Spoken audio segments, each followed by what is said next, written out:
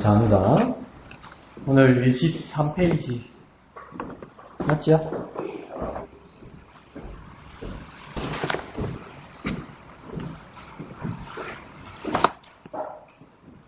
23페이지 성경을 제목 다 같이 한번 읽어볼까요? 시작. 성경을 대하는 바른 자세.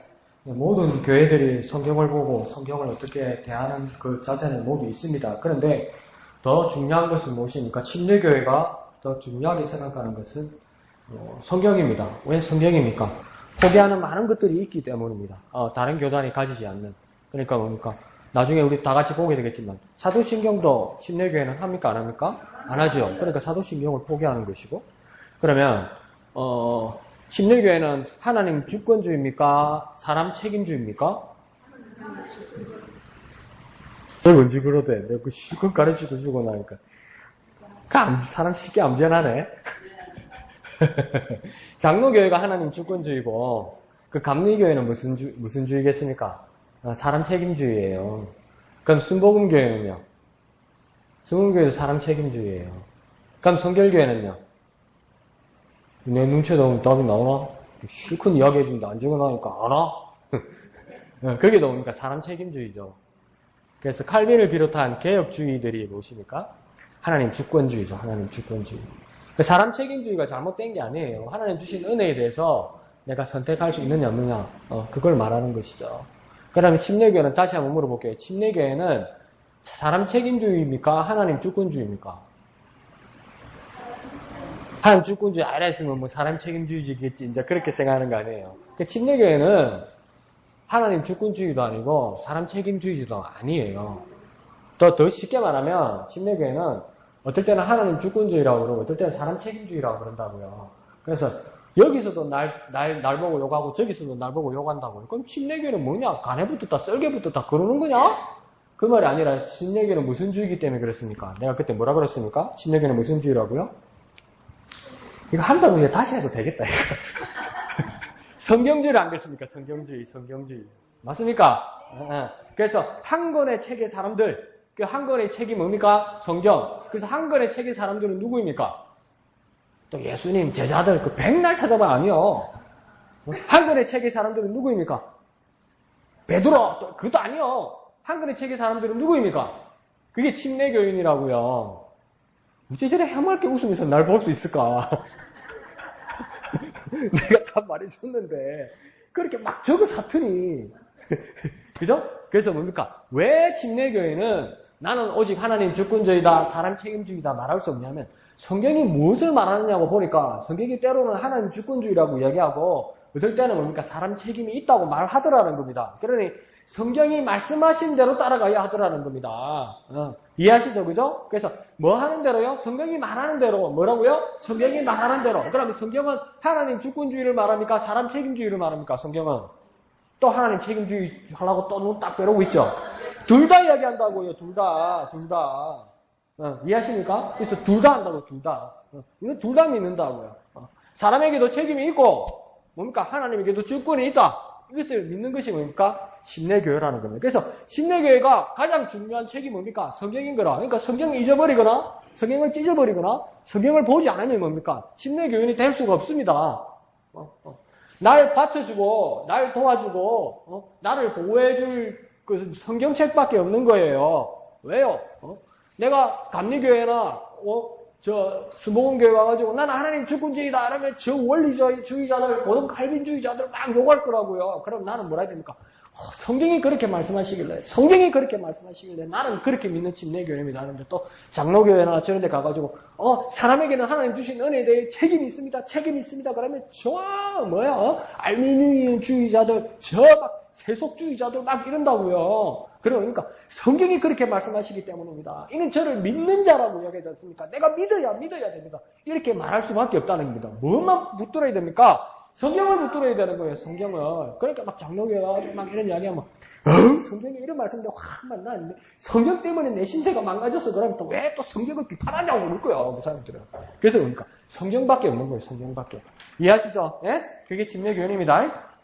그래서 이것도 아니고 저것도 아닌 것이 아니라 뭡니까? 이것과 저것 두 개를 다 하나님이 말씀하시면서 믿는 것. 그게 무엇입니까? 성경주의, 침례교회입니다. 잊어버리면 안 됩니다. 2주 후에 하면 뭐 또 원이 치겠지만 또 하지 뭐. 자, 제목 다 하시겠습니다. 시작. 성경을 대하는 바른 자세. 여기서 1번 한번 읽어볼까요? 1번 시작. 성경의 권위는 신앙에 있어서 다른 권위보다도 앞서야 한다. 이게 누가 믿는 겁니까? 침례교인들이 믿는 거라는 겁니다. 다른 교단들도 다 성경이 중요하다고 이야기지만 성경을 통해서 자신의 입장들을 드러내는 것이 무엇입니까? 각 교단의 모습이라는 겁니다. 그런데 침례교회는 무엇입니까? 오직 성경이라는 겁니다. 성경. 성경이 뭘 말하는지, 성경이 이렇게도 말씀하시고 저렇게도 말씀하시니까 그 말씀을 붙드는 것이 침례교회다. 그래서 어떤 권위보다도 무엇입니까? 성경의 권위. 성경의 권위, 성경의 권위. 이해하시죠? 그죠? 자, 그래서 이 주의가 방갈로 1번부터 해서 방갈로 4번까지 4개가 나오죠. 그죠? 무슨 주의, 이래 나오죠. 그죠? 앞에 주의만 한번 읽어봅시다. 1번, 시작. 이성주의. 2번은요, 신비주의. 3번은요, 로마 가톨릭. 4번은요, 신조주의. 그러니까 자기들의 믿음을 지키거나 신앙을 표현하거나 그다음에 성경을 보는 자세가 이 4가지가 크게 나와 있다는 겁니다. 이성주의, 신비주의, 로마 가톨릭이 주장하는 그 자세들, 그 다음 신조주의 요 4개가 있다는 것입니다. 그러면 이성주의가 뭔지는 맨 앞에 가로가 나와 있죠. 빈칸이 되어 있죠. 그죠? 자, 이 볼펜을 들고 써야 됩니다. 이성주의는 무엇이 모든 것을 판단하는 기준이 됐냐면 이성. 뭐라고요? 이성. 그러면 이성주의부터 읽어봅시다. 시작. 이성이 모든 것을 판단하는 기준이다. 이성이 모든 것을 판단하는 기준이다. 이렇게 말하는 거예요. 그래서 어떤 극단적으로 나눌 때는 뭐라고 합니까? 이성과 나누어지는 것이 뭐라고 생각하냐면 신앙이라고 생각한다고. 그래서 이성과 신앙은 다르다고 말하기도 한다고 해서 이렇게 대립하는 거라고 이야기하기도 해요. 근데 그게 맞는 말도 있고 너무나 지나치게 간 말도 있는 거예요. 그래서 침례교회의 그 신학자 중에서도 침례교 신학자가 아니구나. 네덜란드 침례교회 넷이라는 신학자와 네덜란드의 도예벨트라는 신학자가 비슷한 책을 쓰는데 뭘 썼냐면 이성과 신앙이라는 책을 썼습니다. 뭐라고요? 이성과 신앙. 그럼 물어봅시다. 이성이 중요합니까? 신앙이 중요합니까? 신앙이 중요하죠. 내가 그래 물어보려면 안 물어봤겠지. 아니, 둘 다 중요한 겁니다. 이성이 중요하면 이성을 붙들고 신앙을 포기하는데. 그죠? 그러니까 여기서 이성에다가 밑에다가 뭘 쓰냐면 그럼 이성은 뭘 말하는 걸까? 한번 생각해 봅시다. 이성은 어떤 거냐면 아는 사람들끼리 공부하는 사람끼리 이 이성을 뭐라고 하면 합리성이라고 얘기해요. 합리성은 뭡니까? 말이 되는 거. 말이 되나? 말이 안 되는 거. 말이 되는 것을 뭐라고 합니까? 이성적이라고 이야기하는 거예요. 말이 안 되는 건요. 비이성적이라고 이야기하는 거예요. 우리 촌말로 뭡니까? 지금 미쳤네. 이거예요. 이걸 가져와가지고 와 노랗다. 말이 됩니까? 노랗다. 믿음으로 노래지라. 안 되는데. 눈 감으면 무서워. 노래지라. 노래질 줄 믿습니다. 이러면 노래집니까? 안 됩니다. 그러니까 말이 안 되죠. 이건 검은 거죠. 이게 뭡니까? 말이 된다. 이게 합리성입니다. 이게 이성입니다. 그러니까 이성의 기반이 필요한 거죠. 그 다음 또 이성을 또 뭐라고 말할 수 있냐면, 과학, 사이언스, 과학, 자연과학, 이러죠. 과학. 그러니까 자연의 이치, 이것을 설명하는 것. 그 과학적이라 할 때 이걸 뭐랍니까? 이성이라고 합니다. 그러면 우리가 모두 지금 과학의 혜택을 받고 있죠. 지금도 이 소리도 과학의 혜택을 받는 거고, 이것도 이 더운 여름에 뭡니까? 에어컨 바람을 쐬는 것도 과학의 혜택을 받는 것이죠. 그런 과학, 상식적인 거.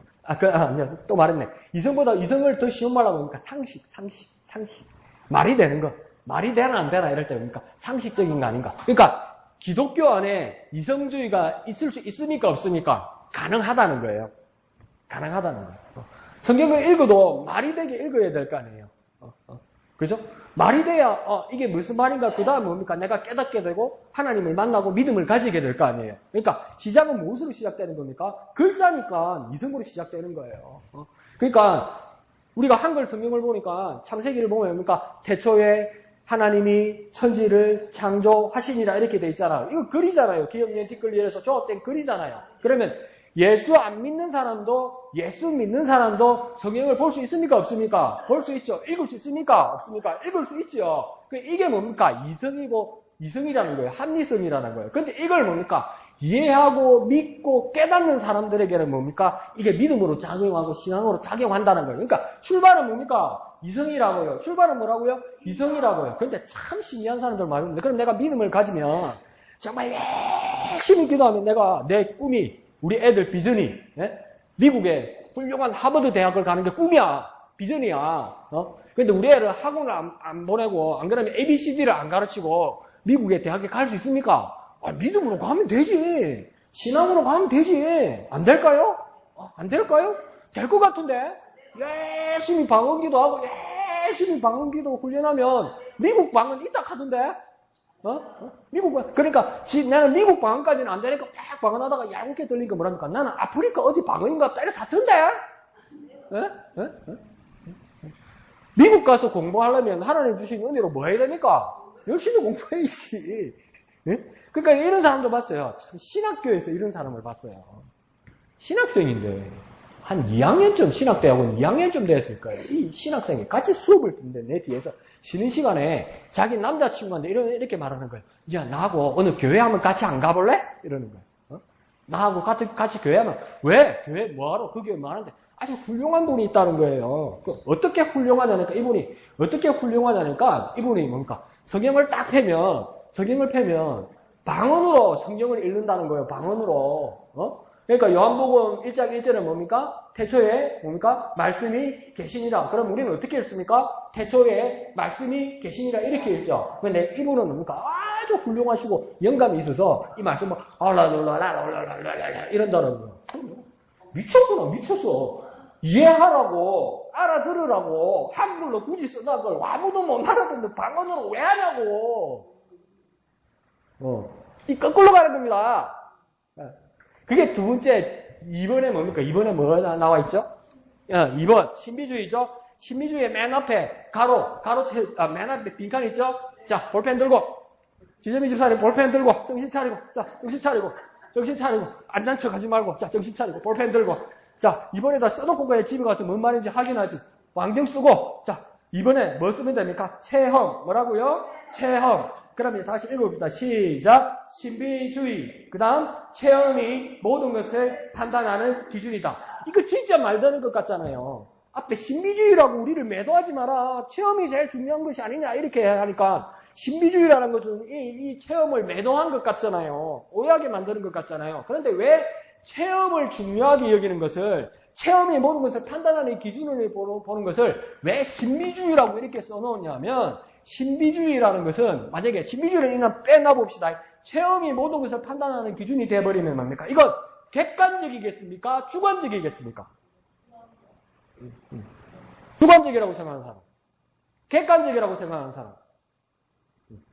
두 번 다 든 사람은 뭐예요? 한 번은 주관적이고 한 번은 객관적이고 이런 거예요. 그러니까 체험은 솔직하게 말하면 주관적인 겁니다. 개인적인 겁니다. 개인적인 거. 개인적인 건데 내가 체험한 것을 뭡니까? 모든 사람들에게 나하고 똑같은 기준으로 세우면 안 된다 이 말입니다. 그러면 가장 주관적인 체험이 어떤 것이 있을까요? 어떤 주관적인 체험이 있을까요? 예를 들면 가장 흔한 거 주관적인 체험 어떤 거 있을까요? 내 개인적인 체험 어떤 게 있을까요? 꿈, 환상, 환청 이런 것들. 그게 진짜일 수도 있지만 뭡니까? 가짜라는 것이 아니라 지극히 개인적인 거예요. 그런데 이건 뭡니까? 내가 이것을 경험했다 해서 이 사람도 이것을 경험하지 못하면 아니다 말하면 안 된다는 것이죠. 그래서 이 지극히 주관적이라는 거예요. 주관적이니까 뭡니까? 이 체험이, 나의 체험이 다른 사람을 위한 판단 기준이 된다 안 된다? 안 된다. 근데 그것을 뭡니까? 내 체험이 뭡니까? 기준이 되어서 이 사람이 뭡니까? 옳은지 그른지 판단하기 시작하면 이게 뭡니까? 무슨 주의가 되는 겁니까? 신비주의가 되는 것이죠. 신비주의. 그러니까 침례교인의 입장이라면 이 이성주의든 이 신비주의든 이성을 중시하는 이성주의든 체험을 중시하는 체험주의든 이것이 옳은지 그른지 우리가 모두가 동의해서 이것을 앞으로 나아갈 수 있는 유일한 도구, 유일한 척도, 유일한 그게 뭐겠습니까? 유일한 침례교인들에게 신비주의든 이성주의든 유일한 그 기준이 뭐겠습니까? 유일한 그게 뭐겠어요? 모든 사람들이 동일하게 우리 교회에 있는 사람들이 모두 동일하게 그러합니다. 맞습니다. 아멘 할 수 있는 그 기준이 뭐겠습니까? 왜 내가 자꾸 네모를 그릴까? 성경. 아따, 참. 그게 대답 듣기 참. 그러니까 그게 성경이라고요. 성경. 성경 말씀을 가지고 모두가 동의하게 된다는 것이죠. 성경 말씀으로. 이해하시죠? 그러니까 이성주의도 적절한 이성주의가 필요하고, 침례교는 뭡니까? 적절한 체험주의도 필요하다는 겁니다. 그래서 이게 뭐냐면, 그런데 우리는 또 우리 옛날 어른들한테 그렇게 배웠다고요. 하나님의 말씀이 두 가지가 있다. 하나님의 말씀이 두 가지가 있다. 원어로. 첫 번째는 뭐겠다고 하냐면 로고스라고 그랬습니다. 들어본 것 같죠? 그죠? 로고스. 두 번째는 뭐겠습니까? 로고스가 있으면 뭐가 또 있다고 합니까? 예? 뭐라고요? 한번 해보세요. 괜찮아. 누가 물어오노? 예? 로맨스? 또 뭐라고요? 예? 에로스. 또 로고스, 에로스, 로맨스. 내 자리에 하나 있어. 또 뭐? 스캔들. 오늘 막 끝까지 가보자 오늘. 두 가지인데 벌써 네 가지가 앞있다. 이 우점은 좋나? 자, 좋습니다. 에로스는 사랑의 한 표현이고, 로맨스라는 것은 내가 하면 로맨스고 남이 하면 불륜할 때 그게 로맨스고. 자, 그래서 말씀이라는 것을 두 가지로 성경이 말하는데, 첫 번째가 로고스고, 두 번째 들어봤을 거예요. 들어보면 아하 그럴 거예요. 예, 레마. 뭐라고요? 레마. 들어봤죠? 레마. 그래서 레마 성교원 이런 데도 있잖아요. 근데 그래서 뭐라고 우리가 그렇게 배웠습니까? 로고스가 되면 안 된다. 말씀이 로고스가 되면 안 된다. 로고스는 그냥 쓰이는 말씀이고, 레마는 뭐냐? 내게 생명으로 나타나는 거. 내가 체험이 되는 그 말씀이 돼야 된다. 우리 그렇게 배웠어요. 기억나죠? 기억나죠? 우리 어른들은 옛날에 그렇게 배운 것 같지 않아요? 그러니까 똑같이 로고스라는 거 뭡니까? 다 가나다라 기억니어 티끌 이라고 써있다고 써있지 있다고요. 써있지 있는데 그게 뭡니까? 그게 내게 체험으로 오지 않으면 그게 뭡니까? 내게 레마가 되지 못한다고요. 내게 레마가 되지 못한다. 그래서 뭡니까? 로고스가 되면 안 되고 뭐가 돼야 된다고 해야 합니까? 레마가 돼야 된다. 이렇게 배웠다고요. 그런데 놀라운 건 뭔지 압니까? 그러면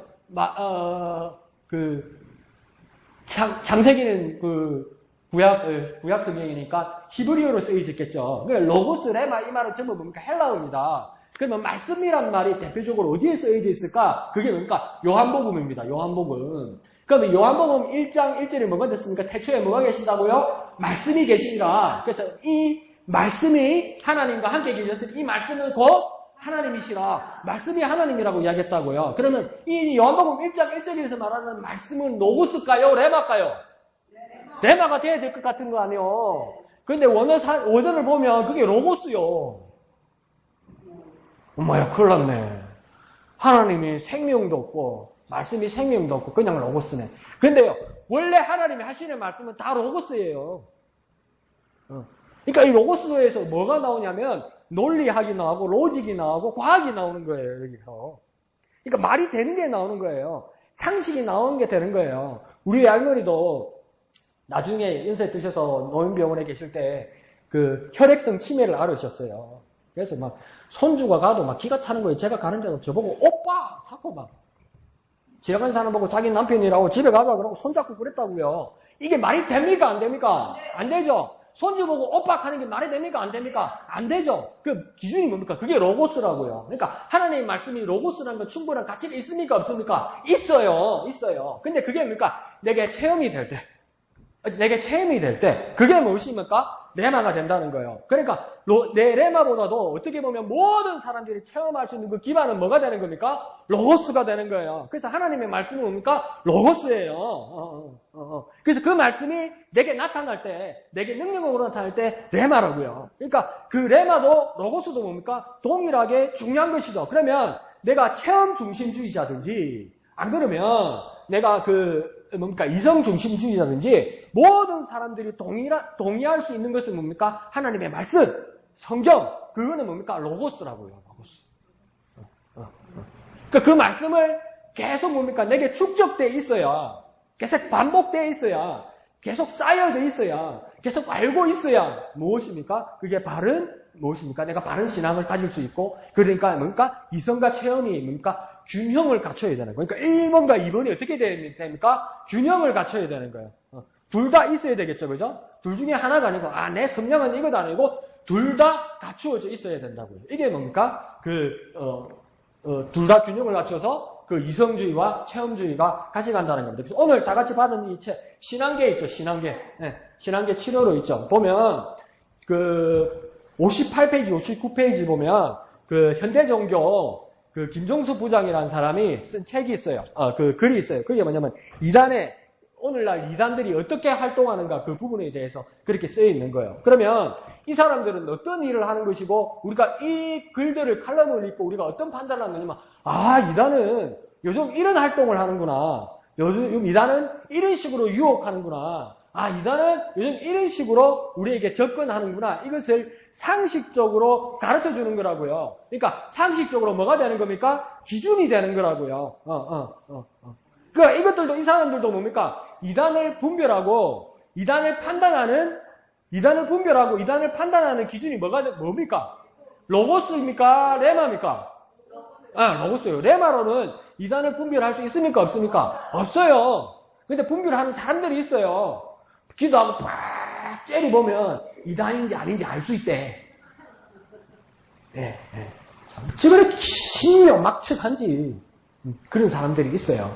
근데 그러니까 그렇게 판단하는 게 아니고 뭡니까?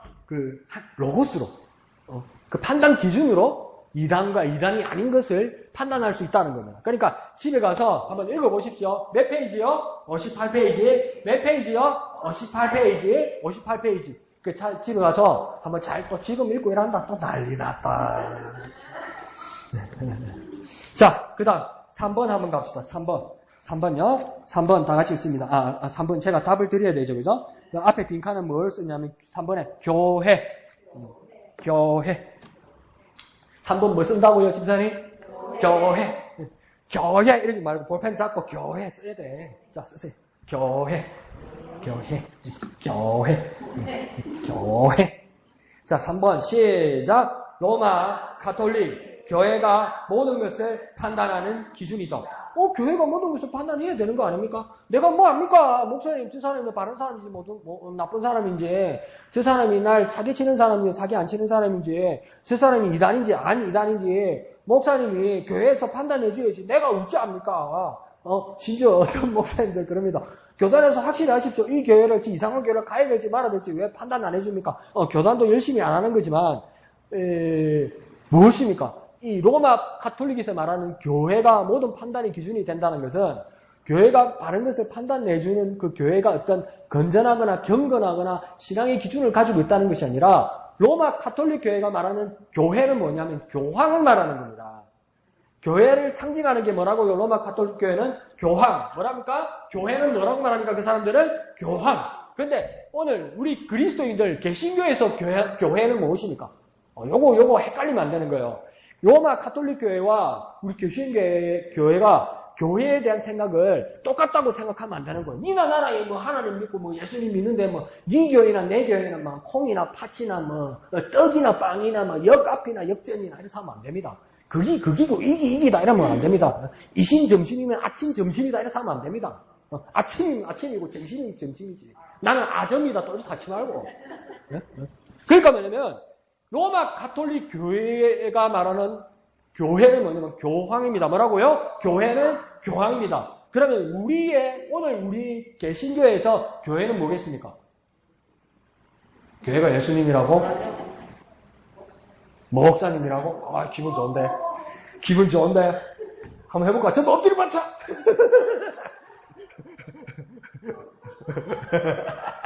이 개신교회의 교회는 뭐냐면 여러분의 모임입니다. 교인들의 모임입니다. 뭐라고요? 성도와 교인들의 모임입니다. 뭐라고요? 성도와 교인들의 모임입니다. 그러니까 교회 기준이 다르죠, 그죠? 그래서 로마 교회는 뭐라고요? 교황. 그럼 우리는 뭡니까? 교인들의 모임. 더 쉽게 말해볼까요? 사람. 뭐라고요? 사람. 그러니까 2007년도입니까? 대통령 선거할 때 사람이 먼저다. 나라의 중요한 뭡니까? 사람이 먼저다. 안녕하십니까? 사람이 먼저다. 뭡니까? 뭐가 먼저라고요? 사람. 그러니까 더 쉽게 말하면 똑같은 사람이라도 로마 교회는 뭡니까? 교황. 우리는 뭡니까? 사람들이 모여있는 것. 이게 뭡니까? 교회라는 거예요, 교회. 그러니까 로마 가톨릭 교회에서 교회가 모든 성경과 모든 진리를 판단하는 기준이 된다. 이 말은 뭐냐면 교황이 무엇을 말해줄 때 그냥 받아들이는 거예요. 그냥. 그러니까 이게 왜 어떤 기준이 돼서 그러냐면 전에도 말씀드렸지만 교황에 향한 로마 가톨릭 교회의 교리는 뭐냐면 절대무호라고 이야기합니다. 뭐라고요? 절대무호. 뭐라고요? 절대무호. 이 말이 뭐냐면 절대적으로 우리 교황님은 오류가 없으시다. 뭐라고요? 우리 교황님은 절대적으로 오류가 없으시다. 그렇게 믿어요. 그래서 교황이라는 뜻이 뭐라고 그랬습니까? 교회의 황제라는 뜻이에요. 그 유일한 한 사람이라는 거예요. 그러니까 이 교회의 황제는 절대 오류가 없으시다. 그렇게 믿니까 지금도 믿는 거예요. 지금도. 근데 그게 가능합니까? 강 목사가 절대 무호하겠습니까? 지금 코웃음 치고 난리 났잖아. 절대 무호할 수가 없어요. 근데 자꾸 그 교리를 외치니까 주 사람들 왜 이러지? 하면서 자기들이 코너에 몰리니까 뭐라고 이야기하냐면 교황은 무호하시는데 매번 절대 무호하신 것이 아니라 성령 충만하실 때 절대 무호하시다. 이러는 거예요. 누가 아멘 하는 것 같은데? 그러면 우리는 뭐 성령 충만하면 우리는 거짓말 하나?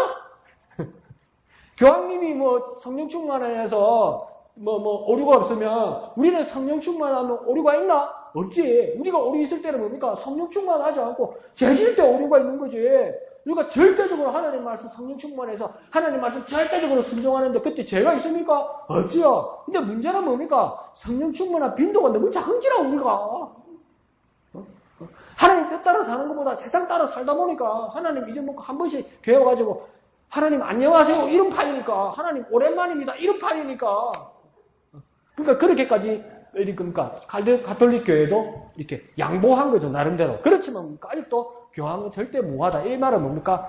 교권을 진 교황이 그러니까 무하기 때문에 모든 것을 결정한다 이렇게 말하는 거예요. 이게 민주적입니까? 민주적이지도 못하죠. 왕정에 가깝죠.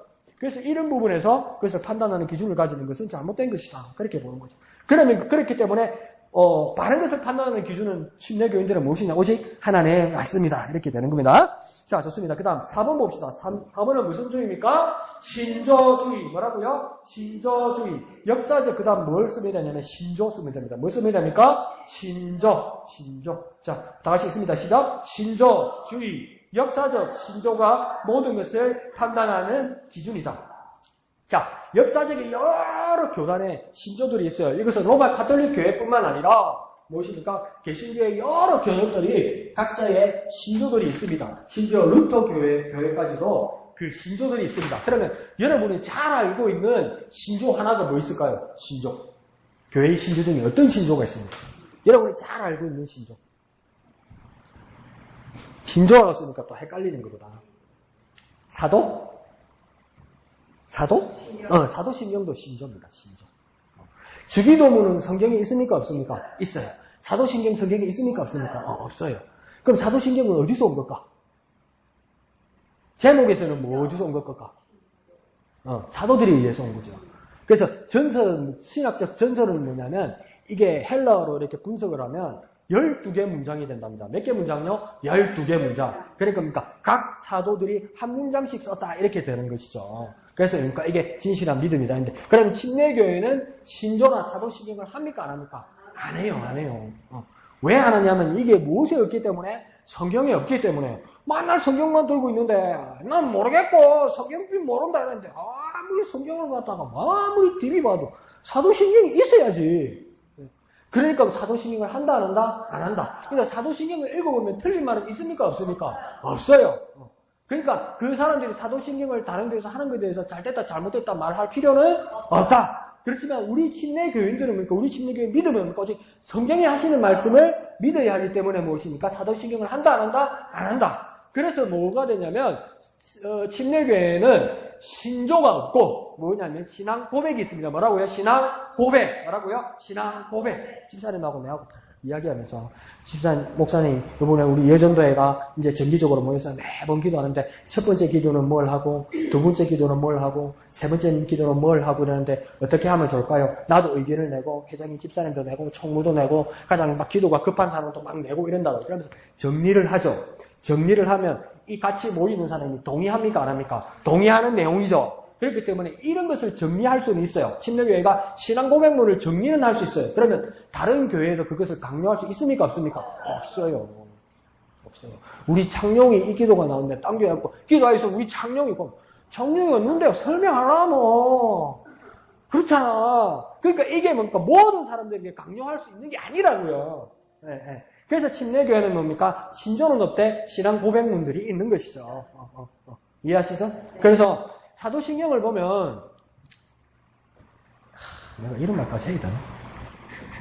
사도신경을 보면 꼼수가 좀 있어. 한글 사도신경은 꼼수가 있어. 꼼수. 왜 그러냐면 다른 교회에 이제 신앙생활 하시던 분들은 기억나겠지만 사도신경 어렴풋이 기억나겠지만 외국어로 된 사도신경하고 한글 사도신경하고 크기가 길이가 달라요.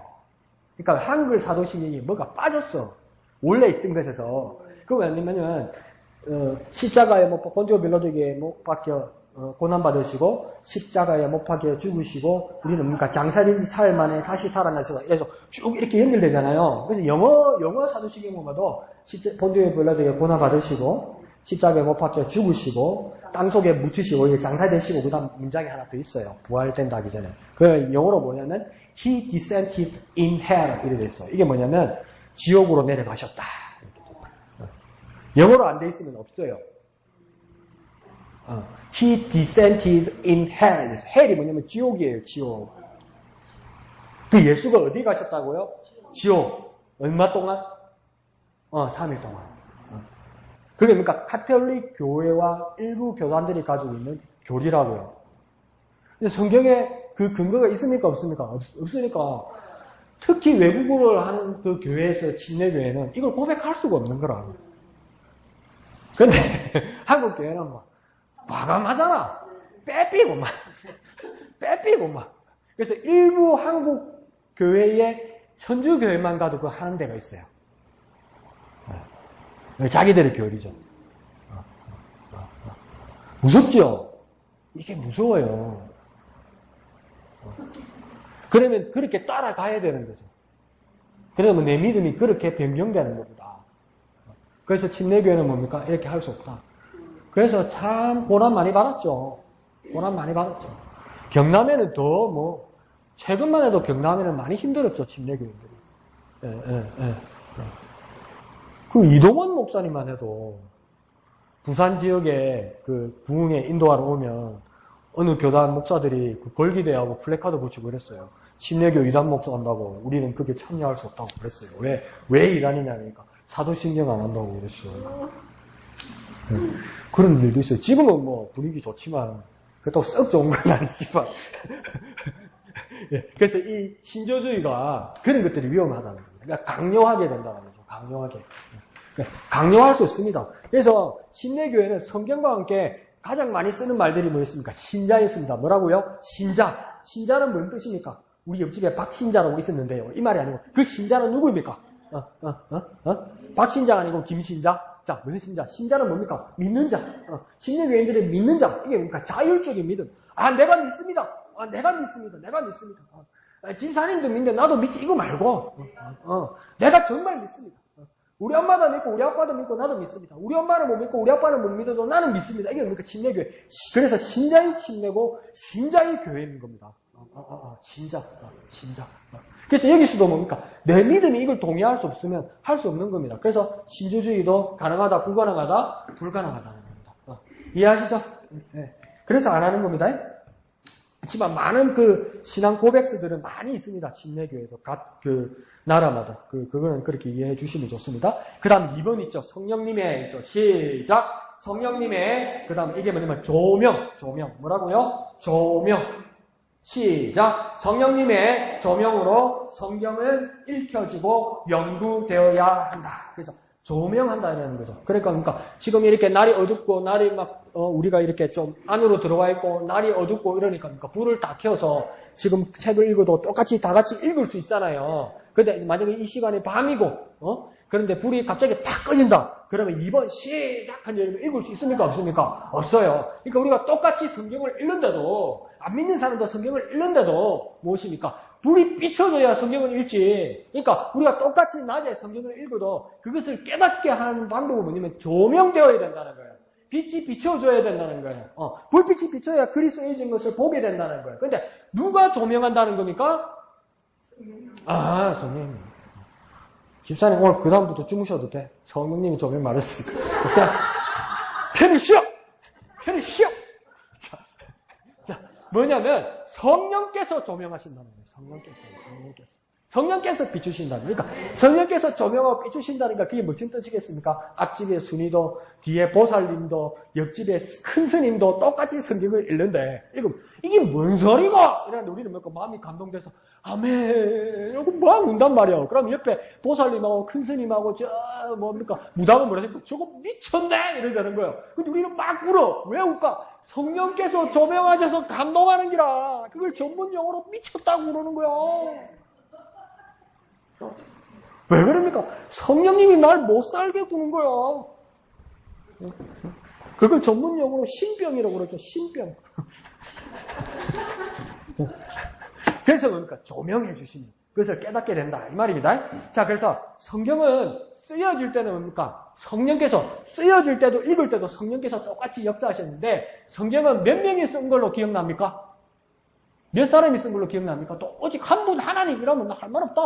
자, 성경은 몇 분 정도 썼다고 그때 우리 배웠습니까? 빈칸 써줬는데 내가 손가락이 왜 이렇게 돼 있을까? 성경 또 4명 이러면 안 되잖아.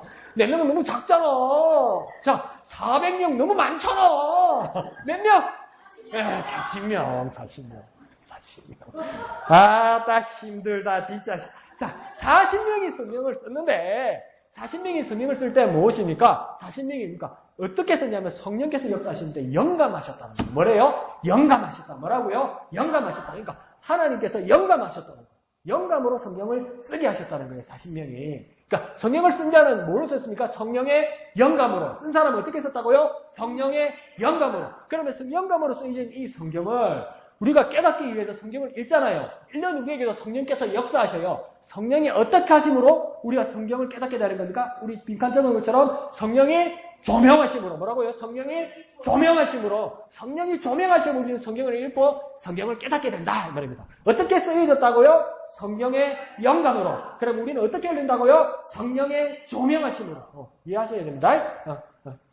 자, 그러면 성경을 다 읽는데 성경을 깨닫지 못하는 이유가 있다. 그것이 밑에 성경이 있죠. 고린도후서 3장 14절 있죠? 고린도후서 3장 14절을 다 같이 읽습니다. 시작! 그러나 마음이 완고하여 오늘까지도 구약을 읽을 때 그 수건이 벗겨지지 아니하고 있으니 그 수건은 그리스도 안에서 없어질 것이라. 아멘. 자, 그러면서 왜 수건을 쓴 것을 이야기하겠습니까? 성경 처음에 어디서 나오는 거겠습니까? 나왔네, 고린도후서 이래 쌓지 말고. 그러니까 출애굽기에서 나왔죠. 하나님 말씀을 받으려고 할 때 출애굽기인가? 민수기인가? 민수기다, 민수기. 민수기인 것 같다. 민수기 맞다. 자, 거기서 그러니까 모세가 하나님의 말씀을 받으러, 십계명을 받으러, 그 율법들을 받으러 어느 산으로 올라갑니까? 또 장복산 사건, 백두산 사건. 무슨 산이요? 네, 시내산으로 올라가죠. 그래서 얼마 동안 있습니까? 40일. 40일 있다가 내려오니까 백성들이 모세를 못 보겠는 거예요. 왜요? 모세가 하나님과 대면하고 있다 보니까 내려오니까 하나님의 영광을 받아서 그게 가시지 않아서 막 빛이 나는 거예요. 너무나 빛나고 너무나 무서워서 백성들이 보지 못하는 거예요. 그래서 모세가 어떻게 합니까? 수건으로 얼굴을 덮는 거예요. 그러니까 모세를 드디어 사람들이 만날 수 있더라는 거예요. 근데 바울은 오늘 고린도후서에서 그 비유를 들어서 뭐라고 이야기했냐면 하나님의 말씀을 보는데 사람들이 수건이 가려졌다.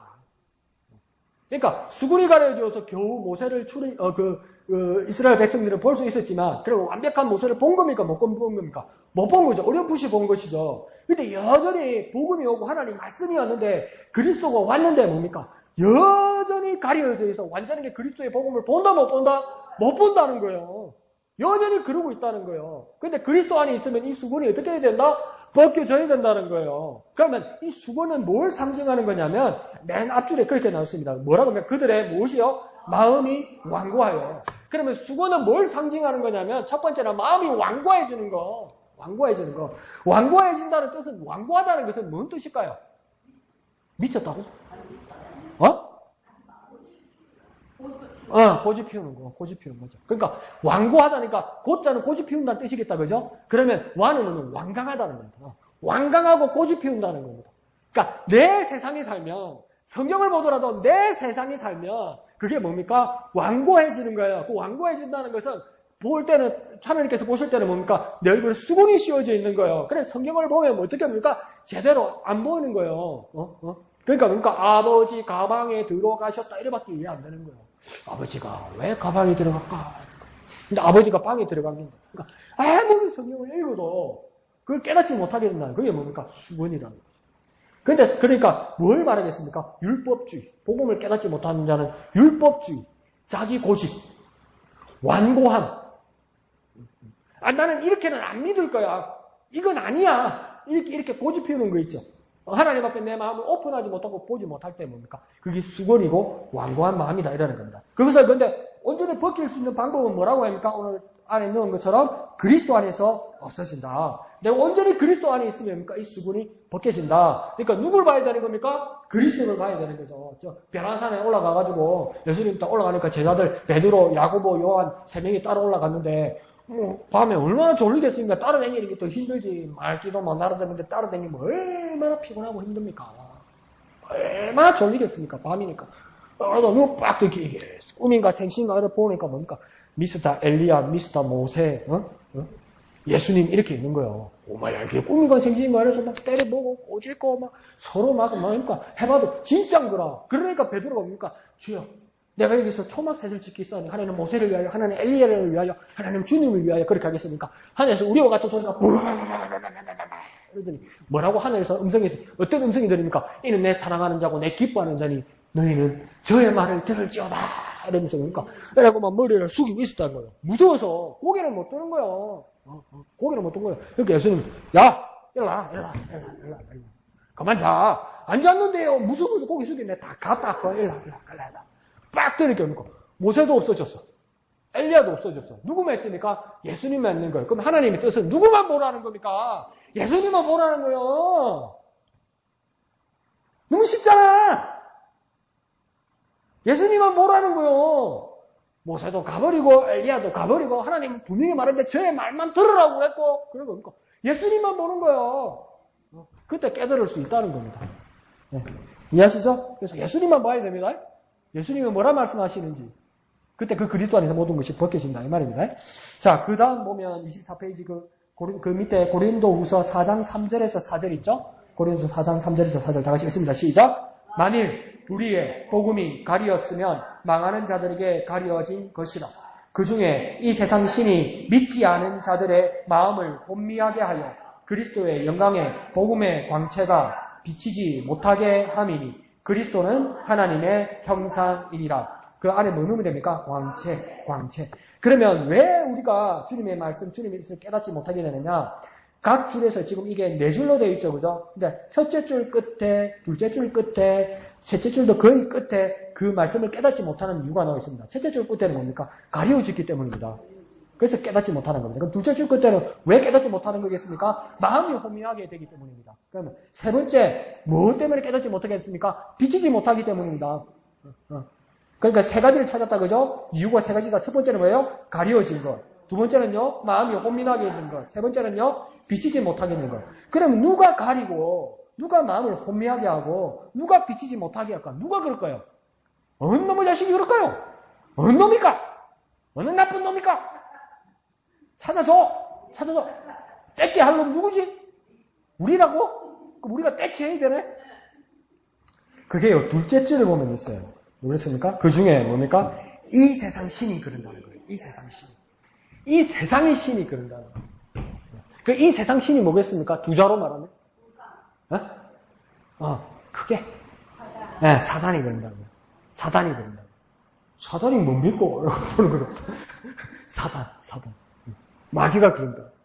그러니까 마귀가 하나님의 말씀을 깨달으려 할 때 우리를 방해하면서 마음이 가리워지게 하고 마음을 혼미하게 하고 복음의 강체가 비치지 못하게 한다는 거예요. 원인은 뭡니까? 사단 때문에 그렇죠. 마귀가 그렇게 한다는 겁니다.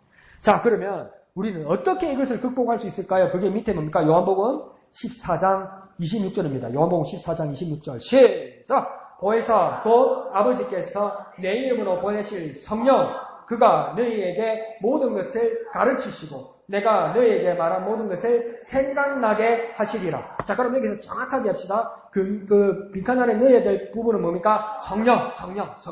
그러면 사단이 우리를 괴롭힐 때 누가 이것을 해결할 수 있다? 성령.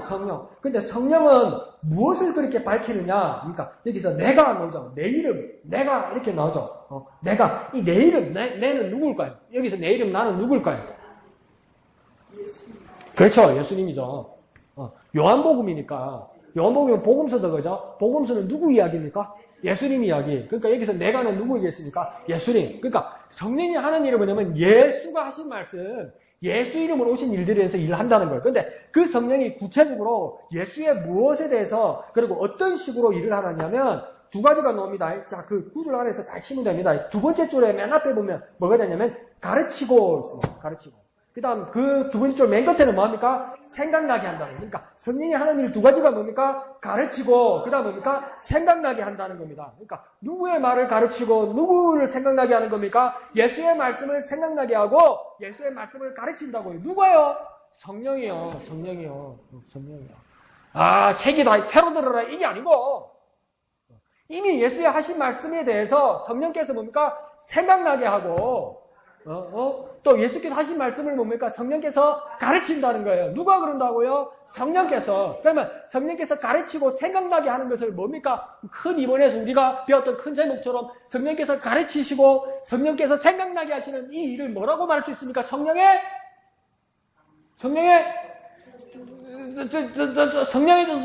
뭐래요? 성령의 뭐라고요? 성령의 뭐라고요? 제목 보라고 제목. 내 눈을 보지 말고 성령에서 나는 허경영이 아니야. 내 눈을 바라봐. 날아갈 수 있어. 아니야. 난 그런 사람 아니야. 그건 이번에 뭡니까? 성령의 내 눈을 보면 안 나온다니까. 책을 봐야 안 나니까. 이번에 뭐라 되어 있습니까? 성령의 조명. 그러니까 성령의 조명을 지금 뭐라고 표현한 겁니까? 성령이 생각나게 하고 가르치게 한다. 성령이 생각나게 하고 가르치게 한다는 뜻이 뭐라고요? 성령의 조명.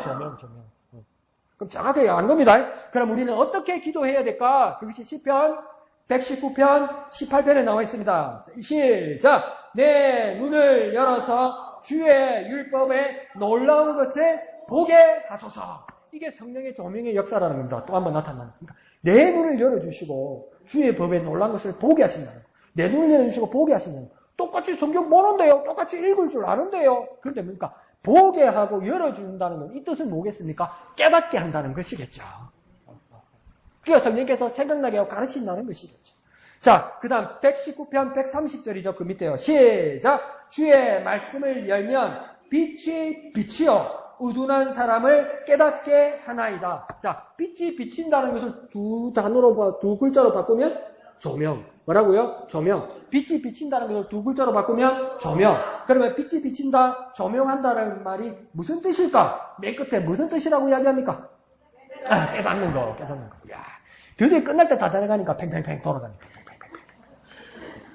그 시작하기 전에 기름을 좀 치시고 예열을 좀 하세요. 그럼 빨리 할 수 있을 것 같아요. 닦아져 이거 기름 치자. 닦아져 이거 기름 치자. 닦아져 이거 기름 치자. 어디 나오는 건지 압니까? 경화동 택시회사에 나오던 거예요. 자, 그 다음 3번. 시작! 성경은 우리 삶의 모든 영역에 뭐라고요? 적용되어져야 한다. 그러니까 성경은 이제 뭡니까? 아까 레마란 말이 필요가 없다는 것이 아니라 로고스의 모든 말씀이 무엇입니까? 내게 적용되는 순간 레마로 나타난다 이 말입니다. 그러니까 그런데 문제는 뭐냐면 내게 레마로 나타나지 않기 때문에 저거 로고스의 말씀은 소용없는 게 아니라는 거예요. 그러니까 이게 어느 정도는 맞으면서 어느 정도는 이게 위험한 말이에요. 내가 만난 하나님이 다 잃어버리면 하나님이 그 외에도 더 많은 것을 말씀하십니까? 안 하십니까? 하시죠. 근데 그게 관심이 없는 거야. 하나님 더 열어주시길 바라고 더 많이 말씀하시기를 원하는데 그러니까 아직도 내가 중학교 때가 무학산 기도원 가서 방언받은 그 이야기 말고 할 게 없는 거야. 내일 모레 한갑인데. 보수운동장 가가지고 부흥회 간 그 기억밖에 없는 거예요. 내 나이가 몇인데, 그러니까 또 내 나이가 어때서 이래서 하면 또. 응? 그게 아니고, 그러니까, 그러할지라도 하나님 말씀이 뭡니까? 무한하시다. 그러면 성경 66권 창세기로부터 계시록까지 다 외우면 하나님 다 알 수 있을까요? 다 몰라요. 성경 외에도 하나님은 많은 것을 알고 계시고 더 외에 많은 것이 있을까요? 없을까요? 성경 외에도 있어요. 근데 그럼 성경은 왜 66권으로 제한하셨습니까? 우리가 하나님을 믿고 예수 그리스도를 믿고 그 이름으로 구원받게 하려고 그냥 특별하게 우리의 한계에서 주신 말씀, 이 생명의 말씀이 뭡니까? 이게 성경이에요. 이게 최소한이요, 최소한. 최소한인데 우리는 뭡니까? 최소한에서 최소한도 안 돌아가는 기라. 만날 현강 몰편 색연필 끄는 데만 또 끊는 기라. 왜? 목사님 설교하시는 것만 끄니까 합니까? 성경책 빵꾸 나겠다. 하도 그만 끄가지고. 읽어야지. 큐티책. 만날 새 책이다, 새 책. 그럼 안 돼요. 네, 아시겠죠? 네. 그래서 비치는 것, 이것이 조명하는 것이고 깨닫게 하는 것이다. 그 다음, 적용했죠, 우리 적용. 그 밑에 구절 봅시다, 적용. 디모데후서 3장 16절에서 17절. 시작! 모든 성경은 하나님의 감동으로 된 것으로 교훈과 책망과 바르게 함과 의로 교육하기에 유익하니 이는 하나님의 사람으로 온전하게 하며 모든 선한 일을 행할 능력을 갖추게 하려 함이라. 그래서 이해하죠? 이 말씀. 그래서 그 밑에 보면 뭐라고 되어 있습니까? 성경의 역동적 사기능. 그러니까 성경의 역동적 4가지 기능이 있다고 그래요. 그게 어디 있을까요? 몇째 줄이 있을까요? 앞에 1번까지 다 있으니까. 그러면 찾아보면 몇 번째 줄이 있습니까? 네, 첫 번째 줄에 있죠, 그죠? 그래서 첫 번째 줄에서 두 번째 줄까지 가면 4가지가 된다, 그죠? 1번은 이미 답을 달아줬다, 그죠? 1번은 뭡니까? 성경이 뭐합니까? 교훈하죠. 그럼 2번은 뭘까요? 책망이죠, 책망. 책망이죠. 24페이지 아래 합니다. 그 다음 2번은 책망. 3번은 뭘까요? 바르게 함이죠, 바르게 함. 바르게 함을 두 자로 바꾸면 교정, 이런 말도 있어요. 그건 몰라도 돼요. 그냥 바르게 함이라 쓰면 돼요. 4번은 뭘까요? 4번. 써있네요. 의로 교육한다. 그러니까 성경에 몇 가지라냐면 교훈하고, 책망하고, 바르게 하고, 교육한다는 거예요. 왜 이렇게 의로까지 교육하시느냐? 온전하게 하고 능력을 갖추게 하는 거예요. 그러니까 정말 내가 능력이 있고 주님 앞에서 온전하려면 뭡니까? 내가 말씀을 통해서 교훈도 받아야 되고 책망도 받아야 되고 바르게 함도 있어야 되고 의로 교육도 받아야 된다는 거예요. 그러니까 이게 좀 껄끄럽고 힘든 것도 있습니까? 없습니까? 있지요. 그래야만, 그런데 이것을 받아들여야만 온전해지고 능력을 갖출 수 있다는 겁니다. 근데 왜 이렇게 교훈, 책망, 바르게 함, 의로 교육이 필요할 거야? 모든 성경은 뭘로 됐다고요? 하나님의 감동으로 된 것이니까. 감동이라는 말이 뭔지 우리 기억납니까? 감동은 또 뭘로 바꿀 수 있습니까? 영감이죠, 영감, 그죠? 영감은 또 뭘로 바꿀 수 있습니까? 호흡이었죠, 그죠? 호흡을 한자로 바꾸면 뭐겠습니까? 숨. 그러니까 감동, 영감, 호흡, 숨. 누구의 감동, 누구의 영감, 누구의 호흡, 누구의 숨입니까? 하나님 거예요. 그러니까 하나님이 숨을 불어서 이렇게까지 해 주신다면 이것을 내가 받아들일 수 있는 겁니까? 없습니까? 받아들여야만 하는 겁니다. 그럴 때 내가 뭡니까? 교훈받고 책망도 받고 바르게 함도 받고 의로 교육받았습니까? 온전한 사람이 된다는 겁니다. 균형을 갖춘 사람이 된다는 겁니다. 그리스도인은 어떤 사람이 됩니까? 온전한 균형을 갖춘 사람이 된다는 겁니다. 다 받아들여야 된다는 거예요. 지금 예수는 열심히 믿는데 인간이요? 잘못된 거죠. 하나님 말씀을 잘못 받은 거죠. 기도 생활은 열심히 하는데 나가면 싸워. 이상한 거죠. 기도 열심히 하고 여름에 더워. 목이 막 따가울 정도로 막 기도했어. 그러니까 뭐합니까? 딱 갈증이 나네. 숲 가는 길에 숲에서 맥주 한잔 사가지고 하면 시원하겠다. 뭔가 잘못했어. 뭔가 작용이 안 되는 거야, 성경이.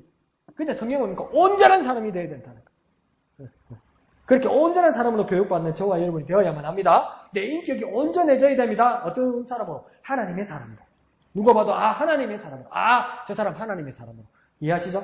그래서 영국에 그 목사도 아니고 신학자도 아니는데 영문학자였는데 하나님의 말씀에 감동받아서 어떤 신학자보다도 더 훌륭한 사람이 있습니다. 그 사람이 C.S. 루이스라는 사람입니다. 그래서 신학자들을 가르치는 스승까지 되었죠. 옥스퍼드의 영문학과 교수였죠. 그 C.S. 루이스가 명언을 한 번씩 잘 말하는데 이렇게 말했습니다. 성경은 당신을 죄로부터 멀리하게 한다. 뭐라고요? 성경은 당신을 죄로부터 멀리하게 한다. 그러니까 성경은 우리를 죄로부터 멀리하게 한다. 근데 반대도 똑같다. 죄는 우리를 성경으로부터 멀리하게 한다.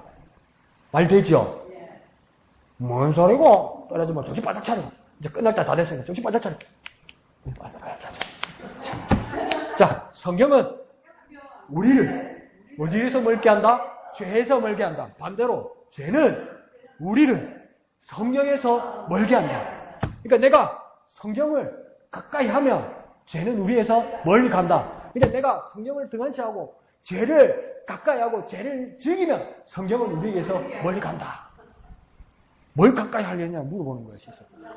봐야 되죠. 답은 잘 알죠. 어째 사는지 두고 보겠어. 자, 결론.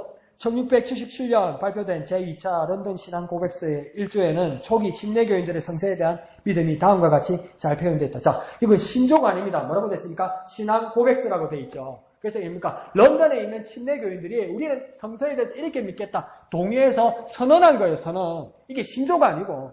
그래서 뭐라고 되어 있습니까? 성경은, 시작! 성경은 구원받게 하는 지식과 믿음과 순종에 있어서 충족하고 확실하며 오류 없는 유일의 규범인 것을 믿습니다. 자, 그러면 자 보세요. 성경은 어떤 것이냐면 맨 끝에 유일한 규범이라는 겁니다. 유일한 법칙이라는 겁니다. 유일한 도덕이고 유일한 삶의 원리라는 겁니다. 두 개가 아니고 딱 하나인 삶의 원리라는 겁니다. 그게 뭐냐면 구원을 위한 원리라는 겁니다. 근데 그 구원은 뭐냐면 그 구원에 대해서 어떤 내용이 있냐? 지식과 믿음과 순종에 대한 것들이 다 어디에 있다? 성경에 있다. 구원을 받기 위한 지식과 믿음과 순종이 다 어디 있다? 성경에 있다. 근데 성경 외에 또 있다? 없다. 그래서 이게 뭡니까? 유일한 규범이다. 근데 이 유일한 규범, 구원받기 위한 지식과 믿음과 순종이 얼마만큼 있다고요? 충족한다는 겁니다. 꽉 찼다는 겁니다. 부족함이 없다는 겁니다. 이럴 수도 있고 저럴 수도 있다가 아니가 뭡니까? 어떻다고요? 확실하다, 확실하다. 자, 여러분 이것을 믿으십니까? 네. 그러면 저와 여러분 어떤 사람이 되는 겁니까? 같은 믿음을 고백하는 그러니까 침례교인이 되는 겁니다. 아시겠죠?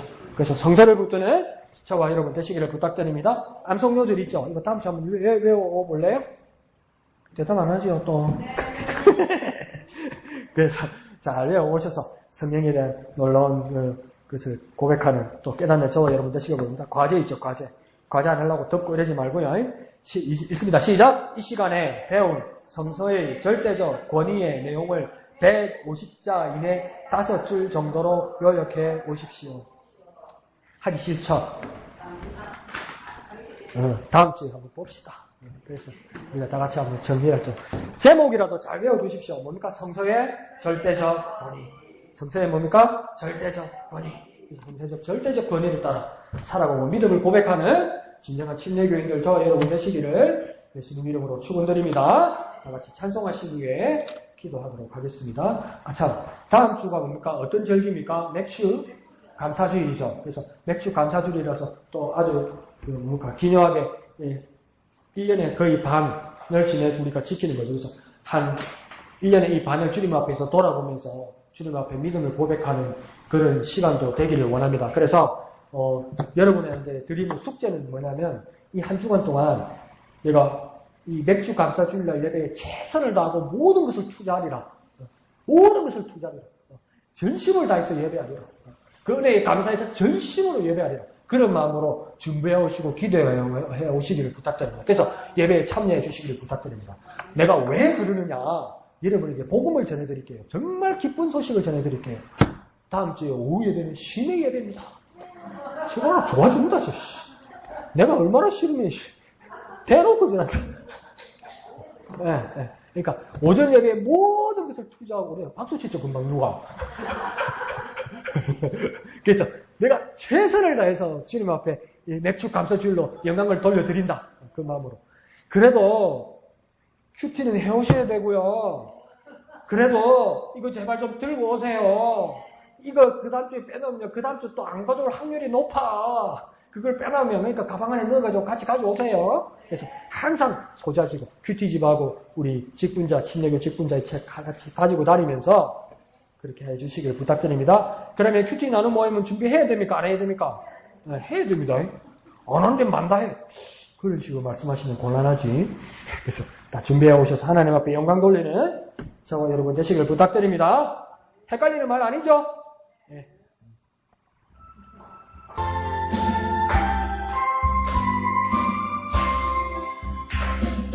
주 예수 그신 사랑 늘 말해주시오. 항상 듣던 말씀 또 들려주시오.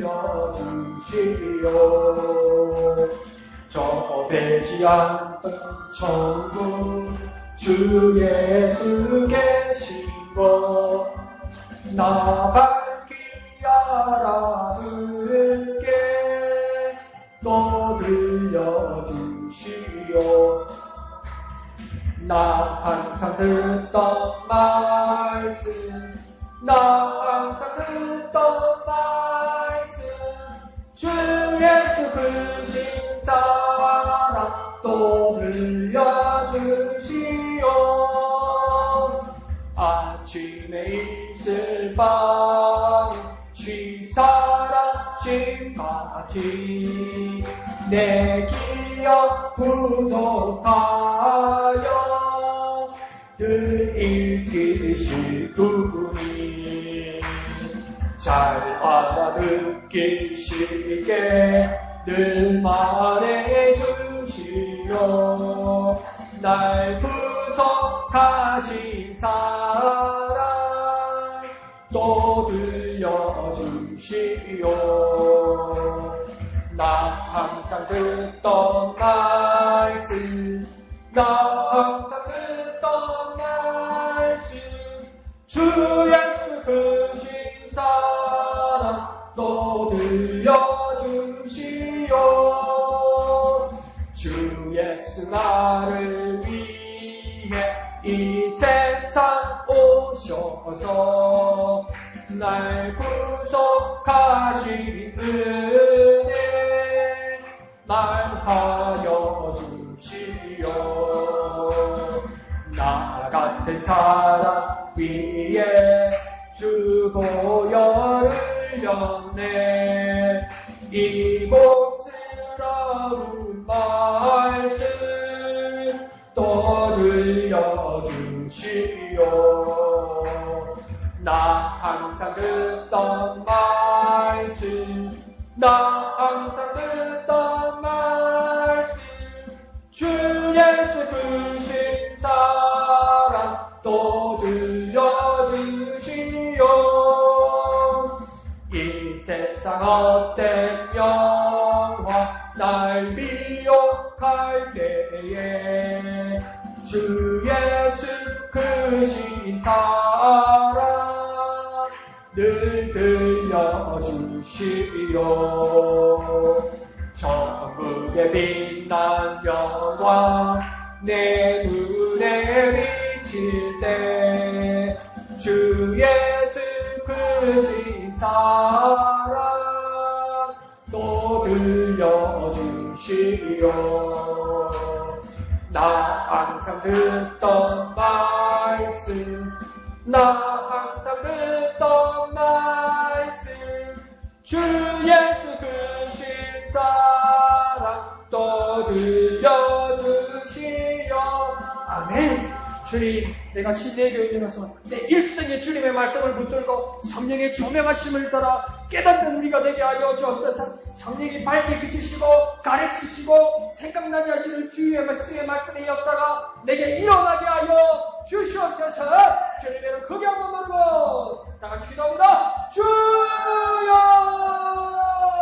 거룩하신 아버지 하나님 은혜를 감사합니다. 하나님 아버지 성령이 조명하심으로 주님 주신 말씀 깨닫는 우리가 되게 하여 주옵소서. 성령이 교회 하시는 말씀을 깨닫는 우리가 되게 하여 주옵소서. 주 예수 그 신사령이 있는 그 성경을 사모하며 그 성경이 성령의 조명하심으로 깨닫는 우리가 되게 하여 주옵소서.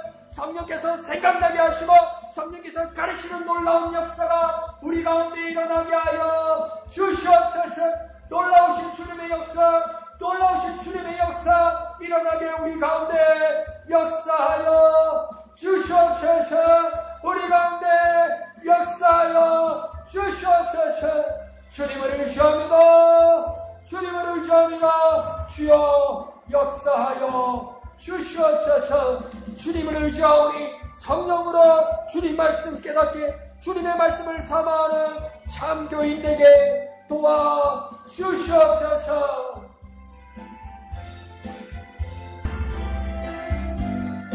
평생에 나 항상 듣던 말씀, 나 항상 듣던 말씀, 나 항상 듣던 말씀, 주 예수 그 신사랑 또 들려주시오.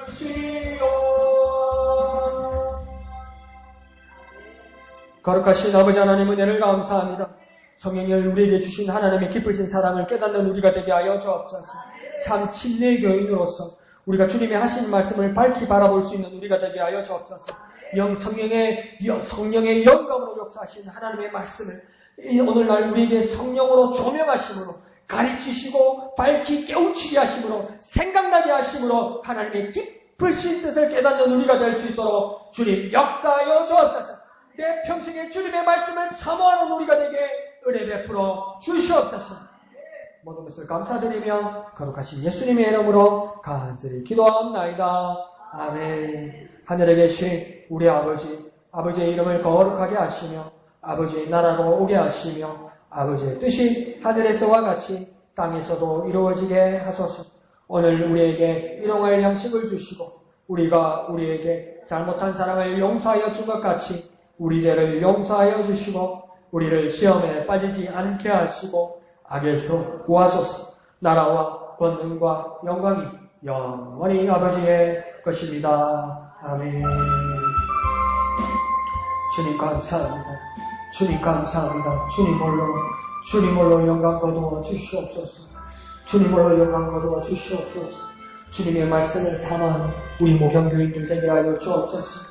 주님의 말씀을 붙드는 우리 목양교인들이 되게 하여 주옵소서.